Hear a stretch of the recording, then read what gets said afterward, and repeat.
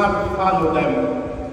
When you hear of wars and insurrections, do not be terrified, for such things must happen first, but it will not immediately be. Jesus used that to speak about yung katapusan, the end. No? That, sabi nga niya, not a stone will be left over another stone. It is something that has happened in history.